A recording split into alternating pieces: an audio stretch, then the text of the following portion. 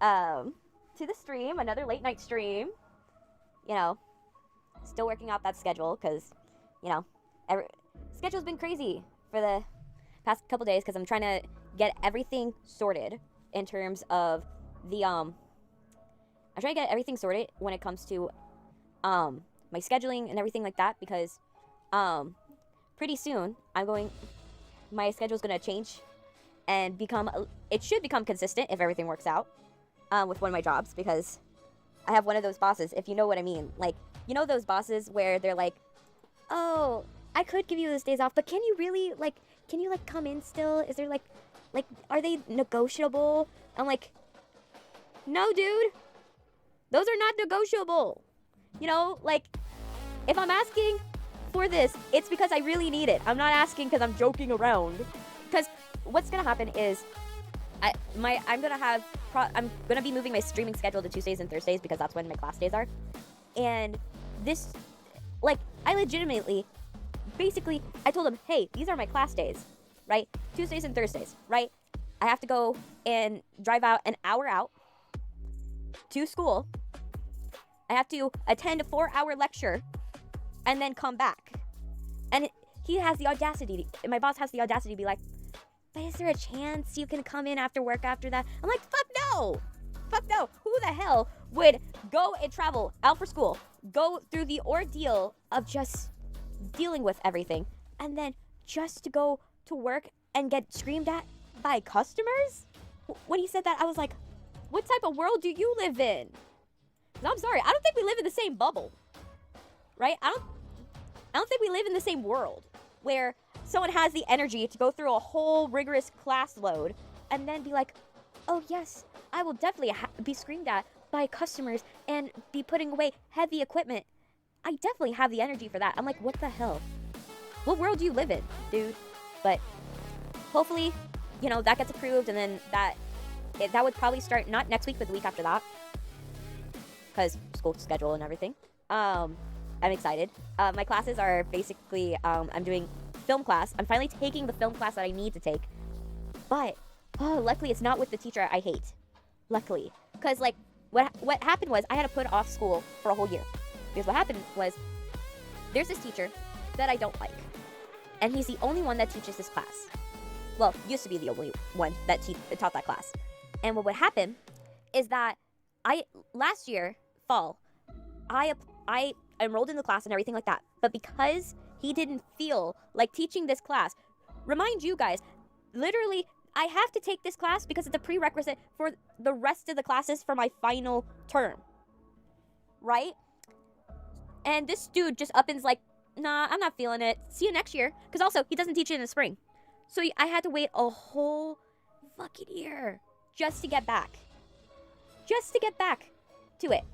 And I'm like, what the hell? You know, like, and I try to argue with, like, admissions to be like, hey, is there any way I can get around this or anything like that? No, apparently not. No. So I had to wait a whole year. So this year comes around, and I'm like, I don't care if I have to deal with this terrible teacher. Because the reason when I say he's a terrible teacher, I do mean he's a terrible teacher. This man, he will basically do is, I had him in a previous class. It was broadcast writing. And what happened in broadcast writing is that you would go into the class. You are required to stay there for 2 hours on a Zoom conference. And instead of talking about broadcast writing, he would just talk about himself for 2 hours straight. You could not leave it. You had to stay there. Attendance was mandatory. And unfortunately, he, like, when we finally finished with the class, he's like, okay, go here. This is the assignment. Have fun. And I'm like, you gave us no idea of what to do, no guide on how that's supposed to work, and also, like, what are your standards with this, right? And that it would be fine if, like, it was just like, okay, it's a free write type of thing. Like, I know there are teachers that are like, oh yeah, write what you feel, right? And then we'll course correct.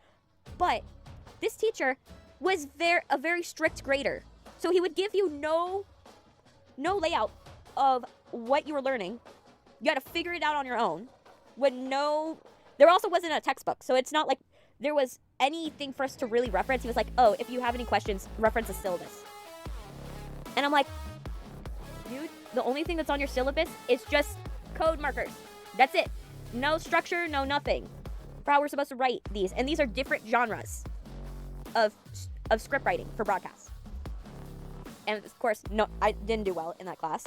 And so I'm like, when I saw that he would have to be the teacher for this class, I'm like, oh my gosh, I was dreading it.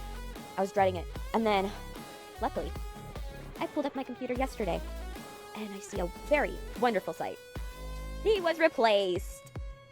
He was replaced with a better teacher. Well, I don't know if this teacher is a better teacher. I do not know yet, because she's only been there for 2 years, and I have not found anything on her rate your professor, but like, I'll take anyone at this point over him. Literally. Like, I don't mind when teachers talk about themselves. That's fine, because sometimes you can glean some idea from that experience. But when you're only talking about yourself and it's not related to what you're writing or what the class is about, it becomes such a very frustrating thing at that point. So I'm so glad I'm going to be taking that class, and then I'm taking a marketing class because I finished all of my gen eds. So I literally now just, so that way I can have my scholarship, because I'm on scholarship. So in order for my scholarship to work, I have to have one extra class. And so since I finished all my gen eds, I finished all my extracurriculars, I finished pretty much everything. Now I just get to pick whatever class I want. And I figured marketing would probably be the best class to go with, because considering, what I'm doing here is kind of, in a sense, you need to have a background in social media marketing in some way, shape, or form. I think that, that would be a class that would be very conducive for me in what I need right now. But okay, so that's it for the announcements. So yeah, we are writing the traffic accident. So where we left off was Light learn Sudou's last name. Now he has to write the name, and we have to write this very, very crazy traffic accident that Light has to witness. So we are going to be writing this in this accident. For those of you who have the book, like I say every single time, for those of you who have the book, open your pages to, I believe we're on page 35 of the book. So yeah, let's open up. Okay, so let's see. Light gestures upward with his head to the security cam. That is behind him. So Sudou lets go of the cashier, walks around the counter. Sudou grabs his stuff off the counter, walks to the door. Sudou stops and turns around. If you like to see me, pull up my number. The name is Shibutaka. Sudou puts on his helmet. Sudou opens the door and walks through. Light smiles. Okay, so like I said last time, we have to be very careful with angles. That's the key for this one, because if we're not careful with angles, we can accidentally create a plot hole with the cameras, right? So we know that there's a camera behind Light right now in the scene. There's a camera behind Light. And so I think the cashier has to say something. Light has to bring his stuff to the cashier. The cashier has to say something. I think Light should do is basically tell the lady, hey, I think I need to get like a manga or something, right? I want to check out the manga section. Mind if I leave my stuff up here for 2 seconds, right? I think something along the lines of that he has to say, and then that's the moment where he opens the manga. He puts the Deathnote in there, and he writes every variation of the name he can think of for Sudou until it happens.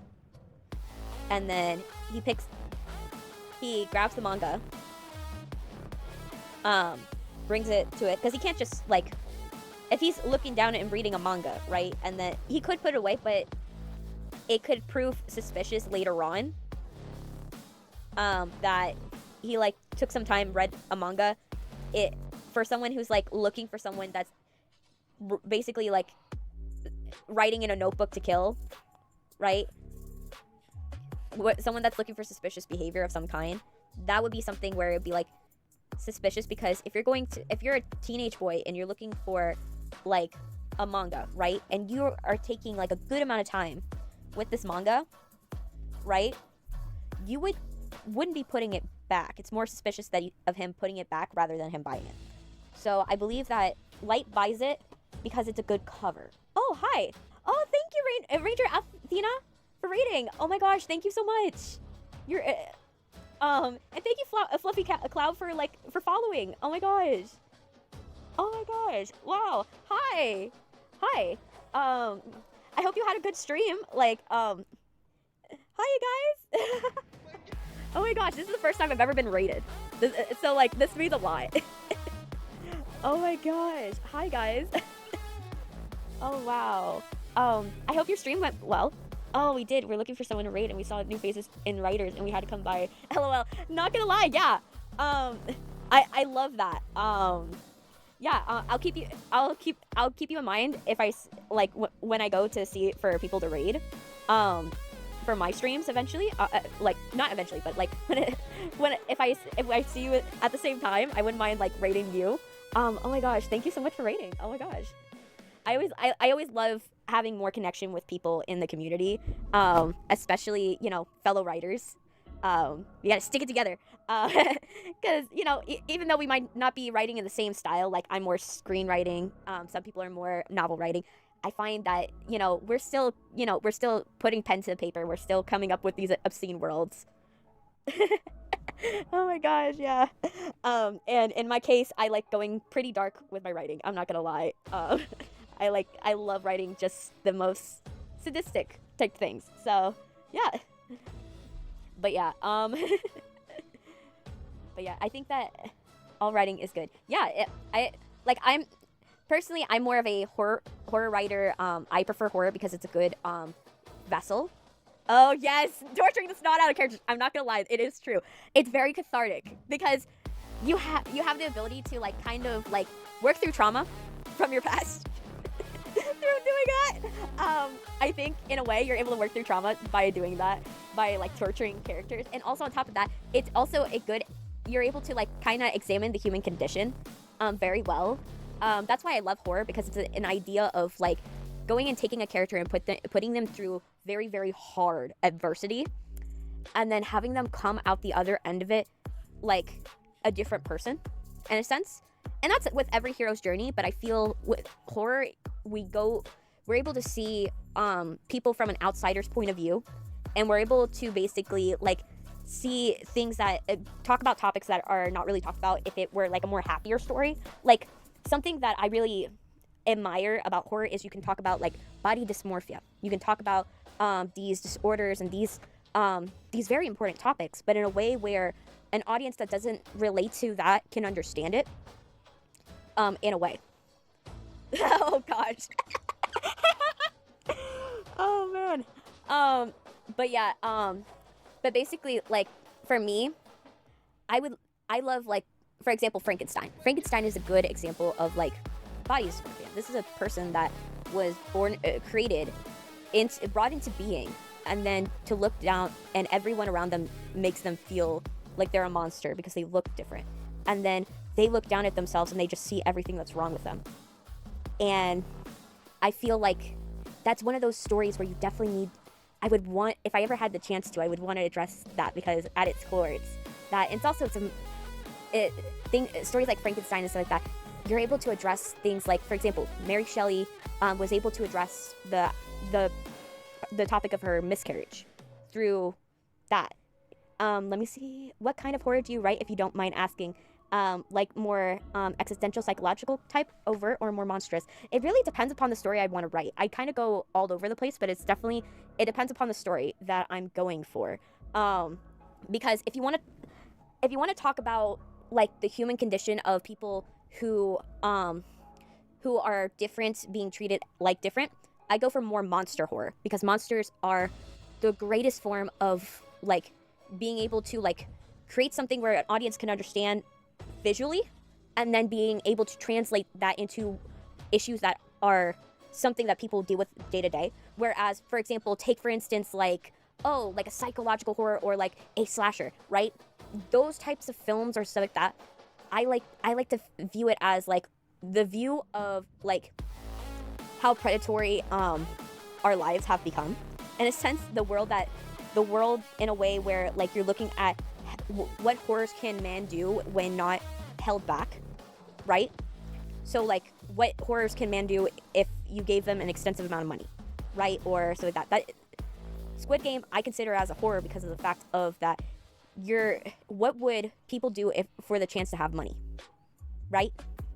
And I'm also in the camp of like, yeah, you kind of like, you have to write horror in a way. When you're writing horror, you have to keep in mind, what are you trying to say topically with the story? It can't just be like, oh, we're running away from a monster. What does running away from the monster mean? I'm someone that I took a lot from Jennifer's Body. I really love Diablo Cody's Jennifer's Body, and I love Lisa Frankenstein. I basically fell in love with her work. I also fell in love with Tim Burton's work very young. Diablo Cody's Jennifer's Body, for example, dissecting it, right? Jennifer's Body, at the surface, right? At the surface, we're not going deep, right? At the surface, Megan Fox, and we got Amanda Seyfried. Besties. Yeah, they're besties, but they have a toxic relationship, toxic friendship. Jennifer gets, she gets attacked. We're going to say attacked. We're just going to say that.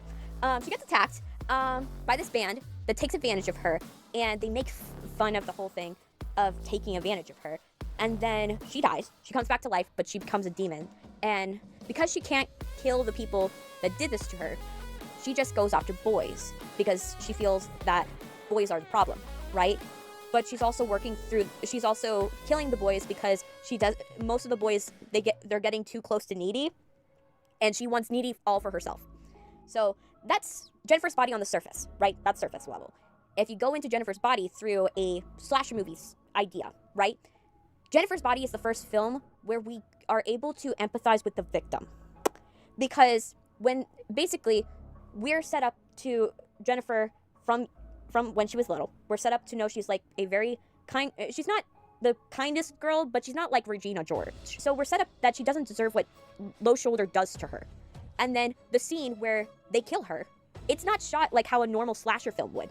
Normal slasher film would literally film it from the killer's perspective. But we don't get the killer's perspective.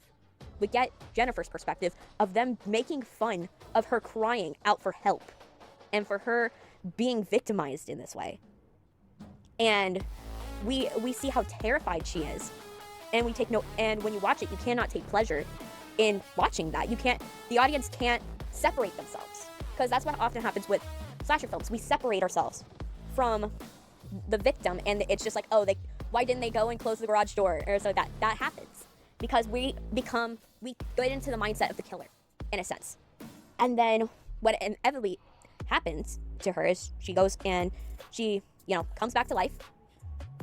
And when she comes back to life, she knows the boys are there for her body. So she lures them in, just like how the marketing people who tried to lure boys into this film initially, causing it to tank because it was a film made for the female audience. They try to lure boys in with Jennifer Fox, and so she lures them with her body, and then she strips that apart and makes them feel as victimized as she felt. Right? We can also look at it from a different perspective of Needy and her relationship. Needy is in a codependent relationship with Jennifer, and it's not until Jennifer dies, right, that Needy starts dissecting this relationship and realizing how toxic it is. Of that, her and Jennifer don't know where the friendship's going. They don't know if they want to go into lovers or stay friends, or if they want to do what do they want to do with their relationship, but they can't exist without each other. And that's their big problem. They don't know how to exist without each other. And it takes Needy learning how to be her own self to then overpower Jennifer. And then after Jennifer finally dies, taking that power that Jennifer gives her, that as a parting gift, that is in a sense a symbolism for the independence and freedom that she has gained from Jennifer, but also the closure she has gained. In the self-actualization of Needy, she then goes and enacts Jennifer's revenge by killing Low Shoulder. And and for low shoulder, and for the audience, we don't get the pleasure of actually seeing how they died. We only see the crime scene pictures of what's left. Oh, hey Ken Bush. Hey, yeah, I'm doing good. Just basically talking about horror films and Jennifer's Body, pretty much. Yeah. And still trying to like figure out how bad I want this traffic accident to be, because this is the problem with writing deaths, right? It has to be very instrumental. It's interesting hearing the last bit since I've never seen it before. I highly suggest watch Jennifer's Body. It is a really good, and I'm only saying the two big things of the film. You can go even deeper with Jennifer's Body because it was written intellectually. Similar thing is to Lisa Frankenstein. If you really look up Lisa Frankenstein, it has an intellectual message behind it, other than her resurrecting a old dead poet just so that way she can go and have fun times with him. The thing is, he is only doing this death as a test. That's the key. And I don't want the cashier to die because I need to find a way for him to... Yes, the scene is very tricky because, like I said, you have to go... What is the main thing is that there's security cameras in the scene. And this is for a series, right? This is series writing. So if I write this wrong, then basically that becomes a plot hole. So I have to account for the camera that's in shot. I have to account for what is light thinking. 3, I have to also picture how this accident can make him look innocent, but also how can this accident make him look guilty at the same time. These are all the components I have to do. I have to figure out how to make him look innocent enough to the normal passerby that's watching the surveillance footage, but not innocent enough because this footage is going to get reviewed by a PI and it's going to be shown to his dad to prove that he may be a murderer. So I have to go and be very careful with the scene because any little misstep could cause a big plot hole real quick. So yeah, it is rough. I know that this is the one tricky scene, and once this tricky scene is over, then we get to the other side of it of writing the end of the episode, the cliffhanger of the episode, right? So I know that even though it's crazy, I just have to bear through it. So Sudou puts his helmet on, opens the door, walks through it, light smiles. Describe. Okay, let's see, light. I'm working on a adaptation. So an adaptation is basically taking a piece of work from a different source, so like a book or a manga or something like that, and turning it into a script. I'm doing an adaptation. Now, this is to basically demonstrate like how writing for an adaptation basically works for people. And I have the ability to write the adaptation. Now, to make the adaptation, I would have to get copyright approval. So the writing of it, I'm actually safe to do. But if I were to make it into a film, I would have to get an option agreement to then ask the author, hey, can I option the film so that way I can go and make it into a series, right? So right now, it's just a adaptation of it. So like, for example, like Chilling Adventures of Sabrina is an adaptation of the Sabrina comic books from Archie. Or like the Marvel movies are an adaptation of Marvel comic books. Those are adaptations. You don't write directly from the story, because if you write an adaptation directly from the story, it can actually inhibit the film or the script from actually being screen-worthy, because there are some moments where you can't have it because it doesn't follow film rules or script writing rules or stuff like that in terms of that. And it also doesn't help with the structure of film. So writing for scripts is completely different from books, enough to where you're writing something different enough, but you are still using intellectual property. I do this, for those you are from the raid, I do this because writing original works on YouTube and Twitch and stuff like that, it opens you, especially in the scriptwriting community, it opens you up to get your stuff stolen, and it is very rampant in the scriptwriting community for your stuff to get stolen. With the benefit of having it be a adaptation of an intellectual property, if someone tried to steal it, they would still have to go through the intellectual property giant of the person that made it, and they would still have to provide proof that they made it, whereas with a actual new creative product that gets stolen, just from someone watching my stream, unfortunately. So I do it to protect myself. But it does not mean that I won't do other films in the future. I just won't do them, you know, live on stream. So yeah, I think, so Light walks over to the cashier register counter. He sets his stuff, his items, down on the counter. All right. And then Light. Mind, I think you should say, mind if I leave these here for a sec? They're a bit heavy. Actually, considering he's not carrying heavy items, I'm not gonna say that part. Cashier, there. We're gonna put the action in, and I feel like, so he put his stuff on the belt. He's put his stuff on the counter. So his back is to the camera, still.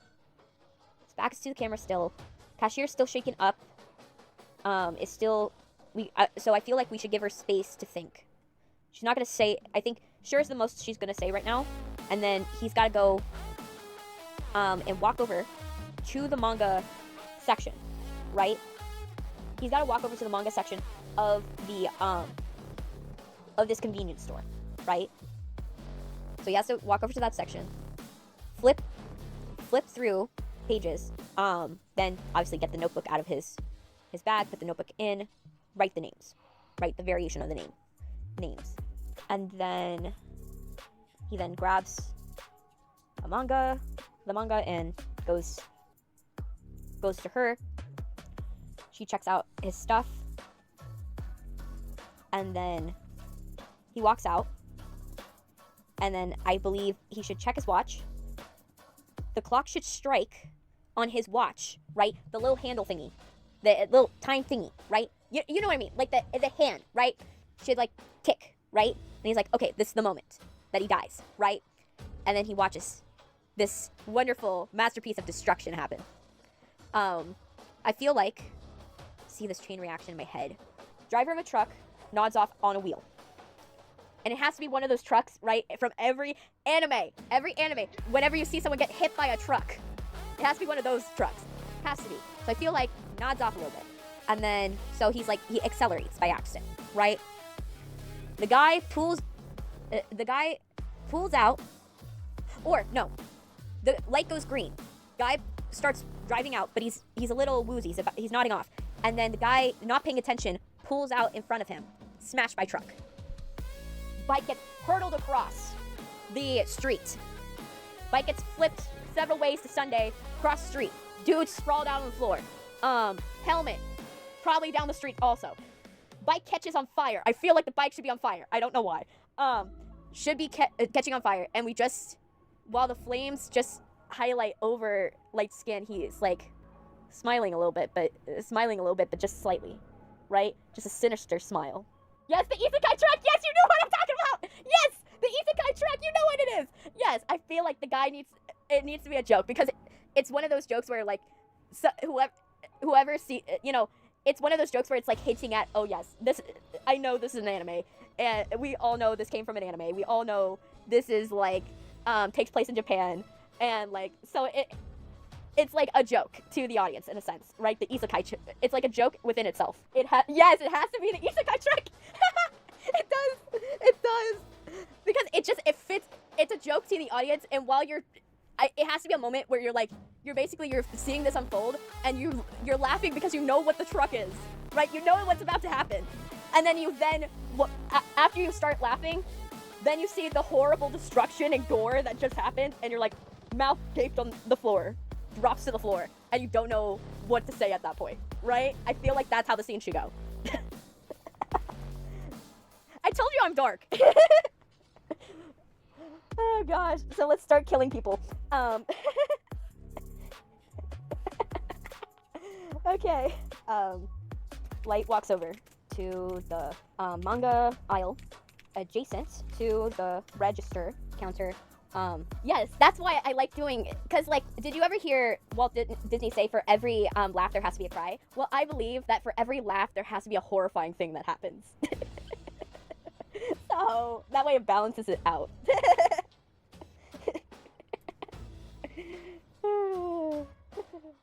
Okay, lots over to the manga aisle adjacent to the register counter. I feel, okay, so this takes place, okay, light stops in front of, okay, so what manga was out in the early 2000s, like 1990s? Now here comes the research. And it has to be fitting. That's good thought process to have as a horror writer. I understand the want to make it gory and stuff, but you need to add more humor and emotional pieces before it really hits. It's true, because that's also why Ghibli films work, is that when you give those fantastical moments space, you then create better gravity to those moments. Okay, so in the 2000s section, Full Metal, Elf Online, Maid-sama, Bakuman, Attack on Titan. I feel like it has to be something where he's over-analyzing, like, the book that he buys, right? I feel it has to be kind of like Berserk, or like Naruto, or One Piece. Because I feel like there's three mindsets, right, that I could see with this. Berserk is the option of, like, if you wanted to go for a manga that, like, kind of has not a god complex, but basically it kind of is darker in theme, and it's like these overpowered creatures, overpowered people and stuff like that, right? But then I could also see an argument for doing Naruto, because Naruto came out in the early 2000s. It basically was one of the big fixtures, and it's something to be expected in a teenage boy's room, right? That's something to be expected in a teenage boy's room, right? I'm thinking in the mind of, like, right now, Light. What would he pick? Because he's trying to keep up appearances, right? So, like, Naruto, I could see it. And then One Piece would be something that would still be out. It obviously is still out, but, like, it would be something that would be out. It's still hitting because it was the 90s. I don't see Sailor Moon, because Sailor Moon doesn't really... I don't feel like... He would be like, okay, that doesn't feel like something that would be in a teenage boy's room, right? Hunter x Hunter feels a little too young for him, right? Not too young, but I don't feel like he's like, okay, a normal boy wouldn't choose this, right? A normal kid wouldn't choose this, right? Don't think Card Capture Sakura, no. I think I would do Naruto only because it's that, like, the juxtaposition, right? Of, like, it talks about the juxtaposition of, like, the nine-tail creature that is living inside of Naruto and Naruto himself. And in a sense, like, that's kind of, like, what Light is like. It's kind of a parallel to how Light sees himself in this moment, where he's like, okay, this is my outward thing of I'm this carefree guy, but then I have a sinister monster that's starting to grow within me, right? I could see the argument.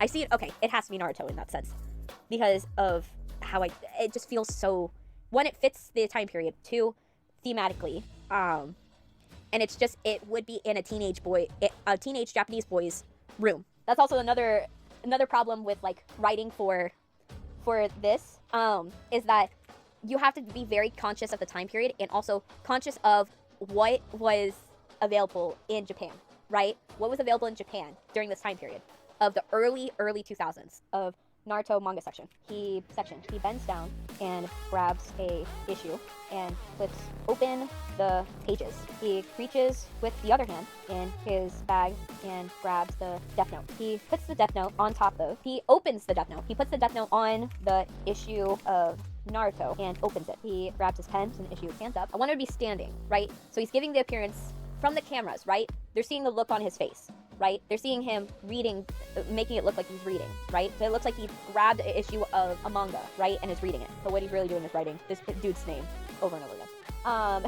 So then he grabs his pen, his red pen, from his pocket and writes different variations of Sudou, Shibu, Daku. Traffic accident. Light. Ooh, now we have an interesting moment. Because he could put it in his bag. Because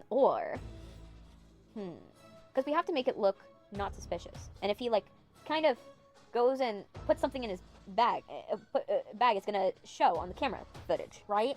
So I feel like he gets a newspaper or a magazine, right? He has to get a newspaper or a magazine to then hide it inside. Inside that, the lady will scan it and be none the wiser. But it has to be something where it'll be thick enough, big enough to hide it, or, no. Got another option. He goes and closes the book, I got it. So, book section right next to the flower section, right? And he's like, he goes to get flowers for his mom, right? So what he does is when he bends down, he's getting flowers for his mom, quote unquote, but this will allow him to disguise him bending down to get flowers. Because then he's bending down to get flowers, but he's actually putting the notebook away. That's what I'll do. How to get away with a murder. Okay. Light closes the book. Closes the issue. And walks to the flower section and bends down. He takes out the Deathnote from the issue and puts it in his bag with his pen put to it. Because the thing is, right, okay, for those of you who don't know what Deathnote is, imagine the ability to kill anybody in the world, as long as you've seen their face or know their name, falls into the hands of a teenage boy, and if he writes your name, he's able to kill you. That's literally what's going on. So literally, he's going to kill this guy. He wants to test the notebook. So basically, he wants to kill this dude. Problem is that he has to get away with it, because the thing is, he's hyper aware that if he's sloppy, and this is a convenience store with cameras, he'll get caught.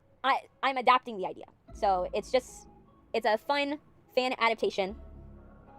So, it's a fun fan adaptation where, I'm going and adapting it and including headcanons.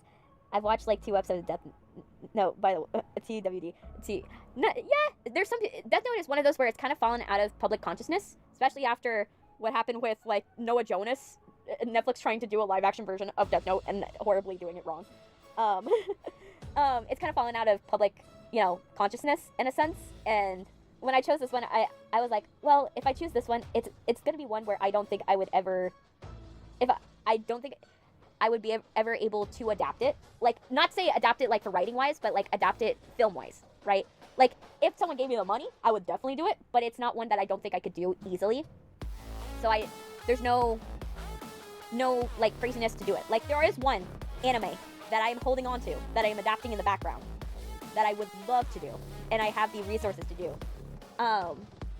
But that one takes time, and I also don't want anyone to take the idea. So, for that one. But this one, I don't mind anything happening to it because I don't have too much personal stake. But I do love writing it. Yeah. The best scenario that I would love to happen is like, this gets enough fan support that I just accidentally stumble into the ability to ask to option it and then adapt it into a series. That would be like for 2 seasons. Like, I would love to do that.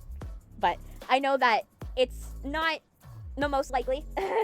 I know it's not the most likely due to the fact that, doing adaptations costs money. And though I could do it for a very inexpensive thing, it's still a lot of money. Like, the cheapest estimate I could say for, like, if I were to do something like this for Deathnote, I would say it would be, like, $50,000 for, like, a season. Only because it's, like, less,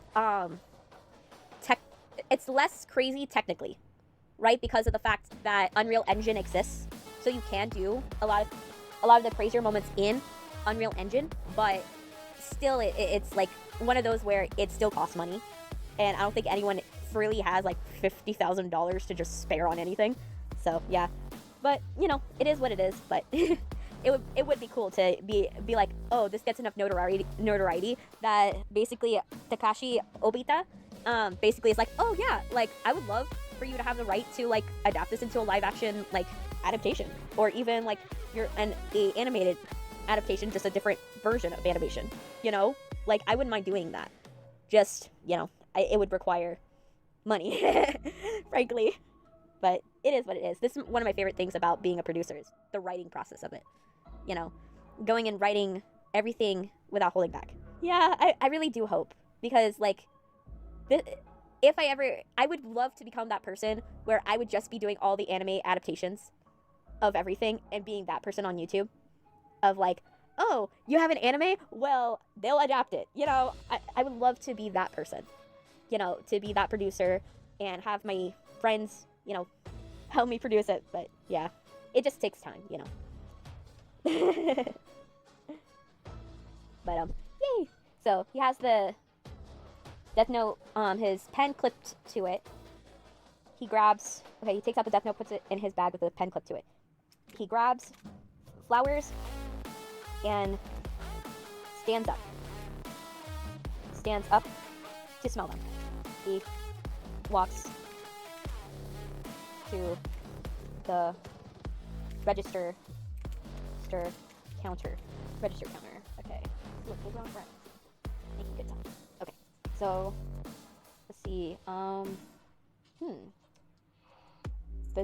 Okay, so I feel like he should say, "This is everything."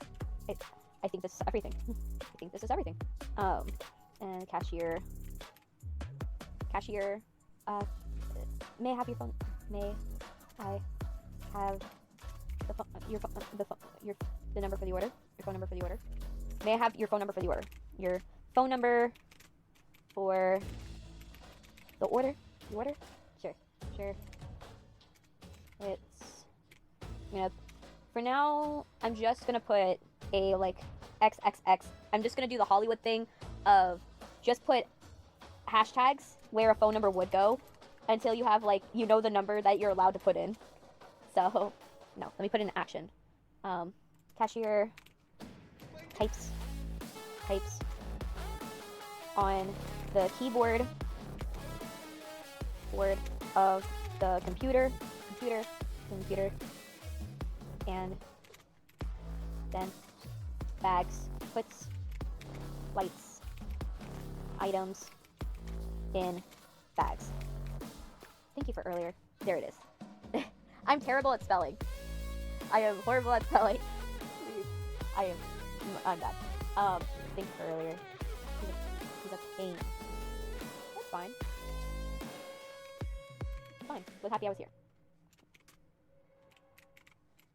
Happy I was here to help. Here to help. Cashier smiles and hands light the... Oh, I forgot. She should scan the items. She should really scan the items. Ay. Scans the issue and the flower. And puts lights items in the bag. Because I feel like, the reason why I say that is I feel like I'm having her only scan those two things, is I feel like she already scanned the other things. Like as a cashier, you would scan what's on the belt, because you know they're going to, like, go in. They're going to be coming back in a couple seconds. You might as well, if he's the only one in the store, right? It's not like another customer is going to be coming in the store anytime soon. So I feel like those are the only two things she scans. The bag, light, grabs bags and gives her money. And are there credit cards in Japan? I know they have the bus cards. You know what? Let me look this up. Because I feel like, I know they have, like, those cards called, I think the Suica cards or something like that. Okay, so bus cards did exist. Don't know which company, but Suica or Pasmo. So, I'm going to say Suica because, and grabs the bags, and swipes his Suica card. Swipes his Suica card.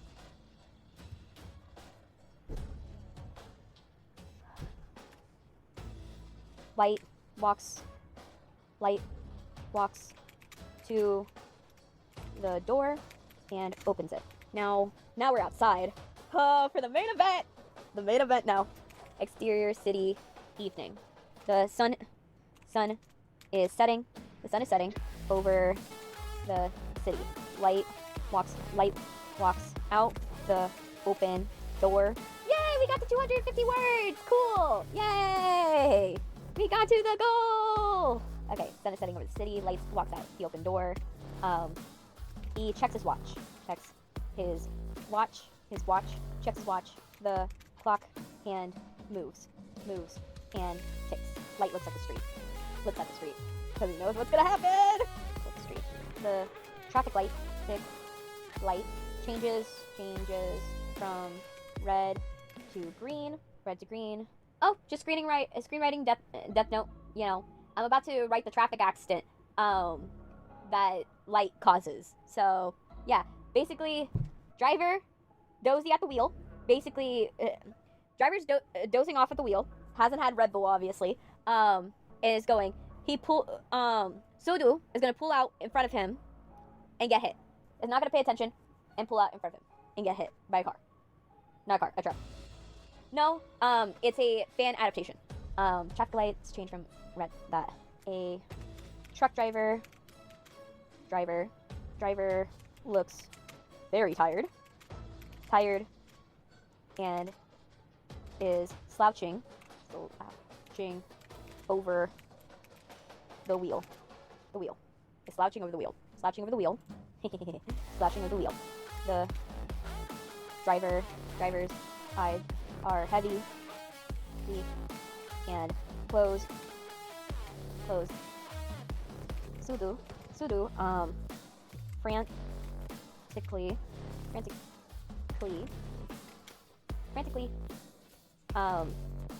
puts his stuff away.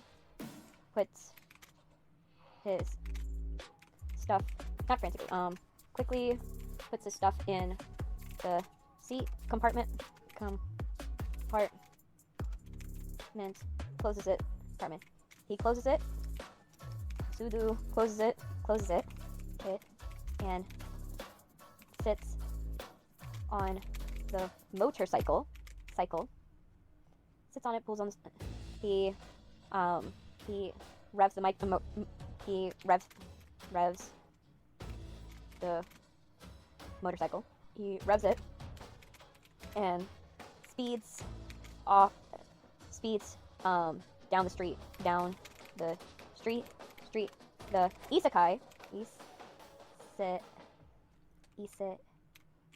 truck side sweeps him. Side sweeps the motorcycle. The motorcycle flips down the sidewalk and bursting into flames while Sudou's body lays in the street getting run over by passing cars. While Sudou's body lays in the street being run over by passing cars. Yay! Okay. My little demented little brain. The reflection of flames in Light's eyes. And he smirks. Yay! Okay. So, we finally got the traffic accident written. He gets isekai'd and then run over multiple times just to make it even more brutal. You know, because why not? I'd imagine how sadistic. You know. Nice job. Thanks!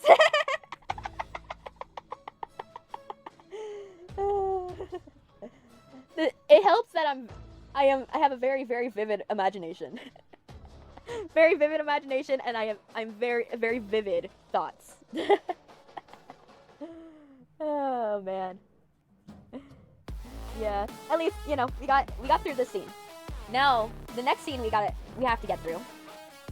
Which I think I'm gonna leave for next time because we've been doing this for what, like an hour? A couple hours? For a next stream, we're gonna go and have the ramifications of it. It just that the second I try to use Primo, I decide to stop working. It decides to stop working. Oh, yeah, true. It happens. For me, like, I am very lucky. My brain just works very cinematically. Like, my brain, like, when I go to sleep, it's like it's not that I'm experiencing the dream, it's more that I'm, like, reporting on the dream. If you know what I mean. Like, I am only there to be, like, someone to watch and witness, but I'm not the one driving the dream. Yeah. Thank you for rating me.